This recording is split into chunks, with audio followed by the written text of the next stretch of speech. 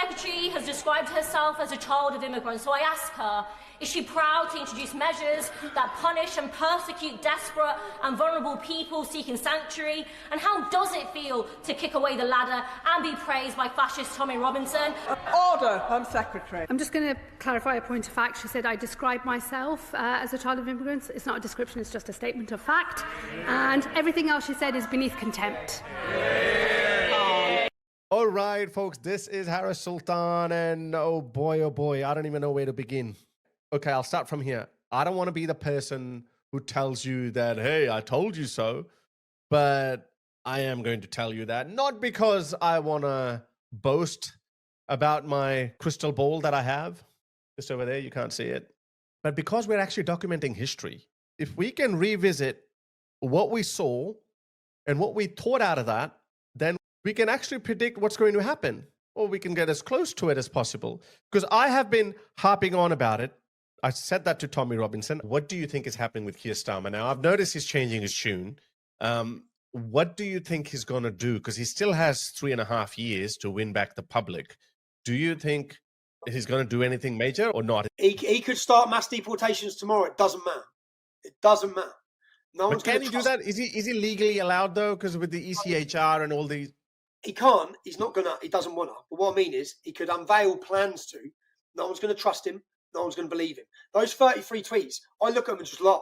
When I see the tweet, we're smash deportation. I just think, are you fucking taking the piss? Are you winding us up, Keir Starmer? And the problem he's got is no one believes a word he says. No one believes a word. I said that to Nuria Khan, but neither one of them were agreeable with me. But I didn't argue because that wasn't a debate. When did she quietly change her tune? Because I've noticed a lot of these people are trying to rewrite history. They're trying to wipe off their past, but quietly. Harris, I don't think she's changed her tune, by the way, at all. That's what I'm saying. I don't believe a single word that comes out of her mouth. Have I not been saying that Keir Starmer, being a true politician that he is, he will throw everything under the bus, his own ideological values under the bus, so long as it ensures his political survival. He's just a politician. Mark my words, the public is waking up. I have no doubt. In about 6 to 12 months, Muslims will accuse Keir Starmer of Islamophobia because he will start getting tougher and tougher on Islamists.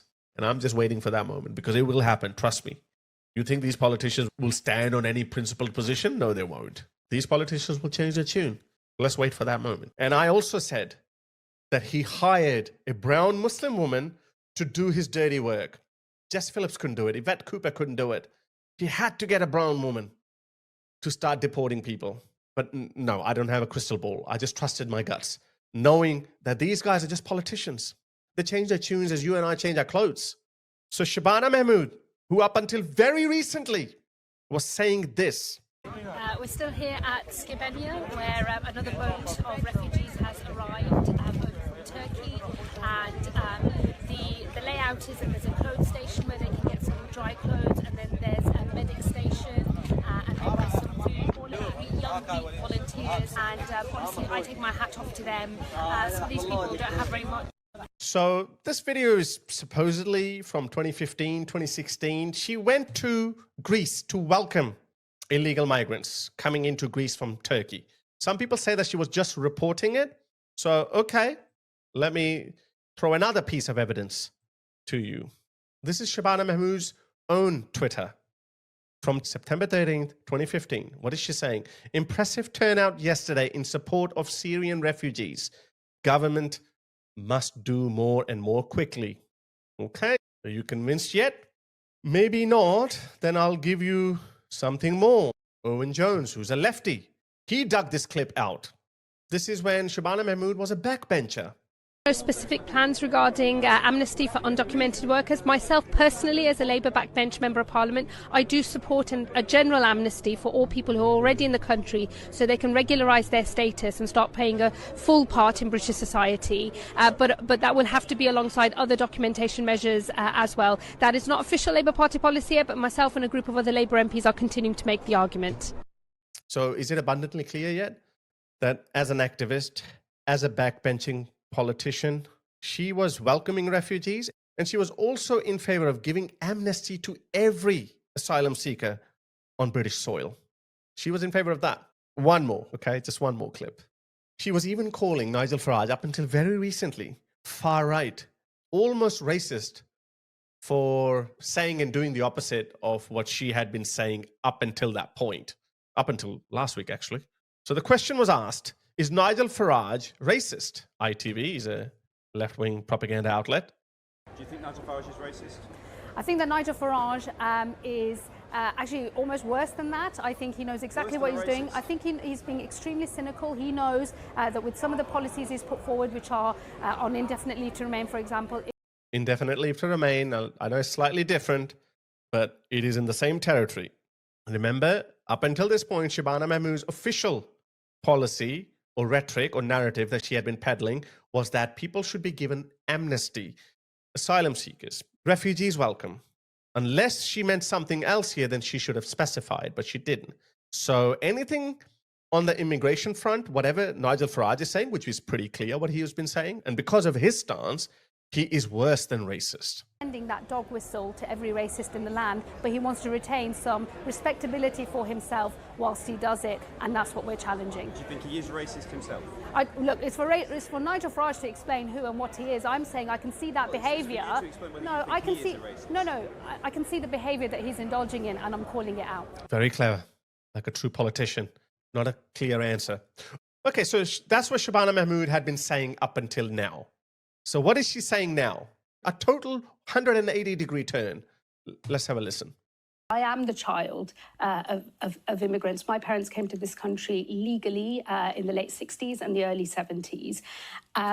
This is a moral mission for me. I can see that illegal migration is creating division across our country. I can see that it is polarizing communities across the country. I can see that it is dividing people and making them estranged from one another. I don't want to stand back and watch that happen in my country. What is happening with our illegal migration system is this is a broken system. It's not right-wing talking point. It's not a right-wing talking point. Nigel Farage was worse than racist because of these talking points. And it's not just Labour government, but also the Tories. They made Tommy Robinson's life miserable because of these talking points. And now you're saying they're not right-wing talking points? Just like that, you can flip. Where's the apology? Okay, you know what? It didn't personally affect me. I think that's for Tommy Robinson and other people to pursue that. I'm a very open-minded person. I'm a non-conspiratorial person. This is why I think I was successful in seeing that Keir Starmer and Shabana Mahmood were changing their tunes, even though some more skeptical people like Tommy Robinson could not see it. They were like, no, they're part of the old world system. They just cannot sway from it. And I was like, no, maybe they are serious about it. And I actually genuinely believe she is serious about that. Yes, your skepticism is justified. We'll truly believe it when we see it. Whether that's going to translate into electoral success or not, that's a totally different question. I don't think it will. And I'll explain it to you in a moment once she finishes. It's not right-wing talking points or fake news or misinformation that is suggesting that we've got a problem. I know because I have now seen this system inside out. It is a broken system. She hadn't seen it, but she was driven by her ideological beliefs. Whatever that is, I'm not being a cynic here. I'm not saying that there are some powerful forces, some evil people sitting on long tables. That's just how our world used to work. We would have an ideological stance on something, immigration, racism, culture, feminism, whatever, and then we would stick to it. And then social media amplified that because we will jump into our own echo chambers and then we will justify and defend our viewpoints aggressively. And we will ignore the data. We will ignore real things like illegal migrants coming to the UK in their thousands, and the government puts them in tiny neighborhoods where the population is only 300 people. Half of them are women and children, and the other 20% are the elderly. And you're left with 50, 60 men. And then now you have put in aggressive men from hostile cultures that are totally alien to British culture. You've put them in these tiny villages. What we see, stabbings go up, sexual violence goes up against girls, women, and children. And people were angry. But these people Because they were living in their own ideological bubble, they refused to believe that. And they say, you know what? You are racist. You are a far-right thug. I'm not going to listen to you. Now she gets into the government and she goes, oh, whoa, wait a second. I was wrong all along. But she's doing it very sneakily. No apology. She hasn't said I was wrong all along. But more or less, in so many words, she's basically said it, that it's not far-right. It's not fake news. There's no this and that. It's true. It's broken. So the people who were saying it, you slandered them. You made their lives miserable. But again, as I said, nothing personal. I think this is how our old world used to behave. And the world is changing now. And I think their behaviors can be studied and read by their behavior online on social media. A lot of people think that, oh, you know, on social media, it looks like the world is on fire. But when I go out for my coffee, everything's fine. My coffee woman is okay. She's happy. She's smiling. But we don't know what she's doing on her Twitter or on her Instagram or Facebook. We don't know how angry she is about certain issues. I actually tested it. I actually spoke to my coffee lady who's actually British. She moved to Australia. Her husband is Australian. And she told me, Harris, it breaks my heart to see England the way it's going. And I was like, oh, she's a little bit on our side, but she was too afraid to talk about it again. Why would she talk to her everyday customers about it? So we don't know.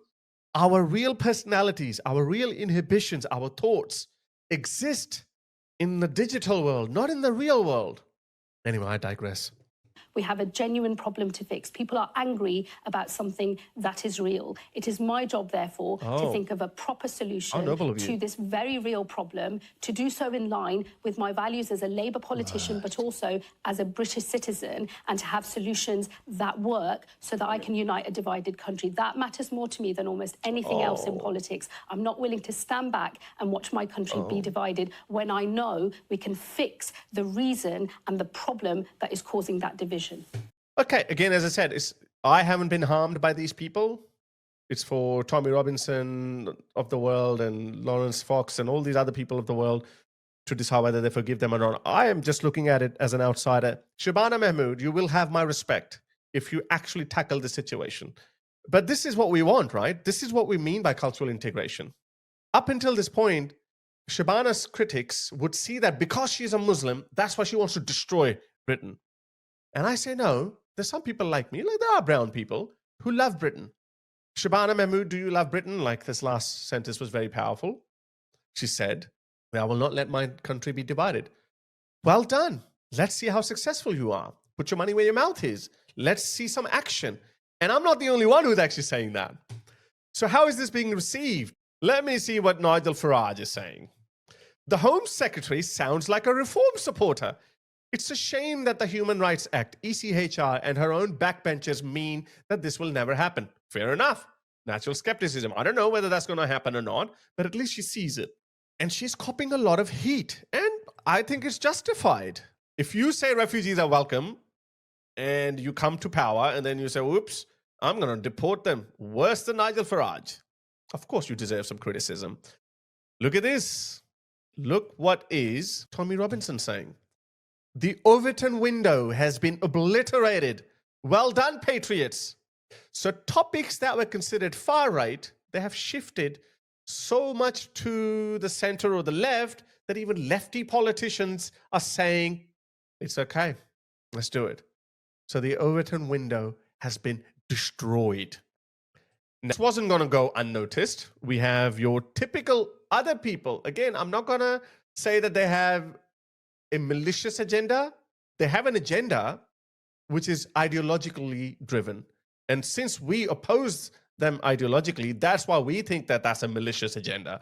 So what is Owen Jones, one of the most lefty of commentators and / journalists, is saying? This is Shabana Mahmood as a Labour backbencher. She calls for a general amnesty for undocumented workers already in the UK. Now she steals Farage and Trump's rhetoric and policies and imposes mass deportation. Mass deportation, guys. How much mud did they sling at Trump for his ICE operations? That they're going to do the same. These people have no principles. They are driven only by power. I don't disagree with what he's saying. They're only driven by power. That's true. But why? Why is this topic going to ensure that they remain in power? It's because the vast majority of the public agrees with that point of view. And that's true democracy, and that's you. That's your power, people. Every time you got shut down or got arrested for spreading hate, racism, white supremacy, whatever they threw at you, every time they did that, every time they arrested an innocent person for a mean tweet, it was always going to lead our society to this point where lefty politicians will say, yep, mass deportations are coming and this is not far right. Isn't that amazing? Let me just read you one more tweet from another rage baiter, Narinder Kaur. She's saying, I'm not sure the relevance of I am the child of immigrants is, other than embarrassing and hypocritical, considering you are now just another Suella Braverman tribute act. What's dividing this country is not immigration, it's Brexit, inequality, poor housing, again, ideologically driven diatribe doesn't mean anything. What means is this. Why is this changing? Because they can see that that is the only way forward. And look, the Home Office is not slowing down. Look at this. Refugee status should not be fast-tracked to settlement. Permanent UK residency for refugees will now take 20 years, not 5 years, ending shorter paths to remain here. Britain will not remove those in genuine need. Yes, I mean, we still have ECHR. But commitment to this nation must be shown, meaning make it so uninteresting for those asylum seekers that I'm going to have to wait 20 years to be able to go to the NHS or have the British passport. I might go somewhere else. Make it less desirable than your neighboring countries. That's what you got to do. And if that doesn't work out, a new talking point will emerge. Nigel Farage will get even more extreme. He would say, even if you're waiting here for 20 years to obtain your British passport, no, we have to look at some other measure. How much tax are you paying? If you're not paying enough tax, sorry, Syria is safe now, go back. So the narrative will evolve into something else. Either way, I think we're living in very interesting times. This update was very important. And as I said, Keir Starmer will be accused of being far right. And I think Labour is never going to salvage anything out of this.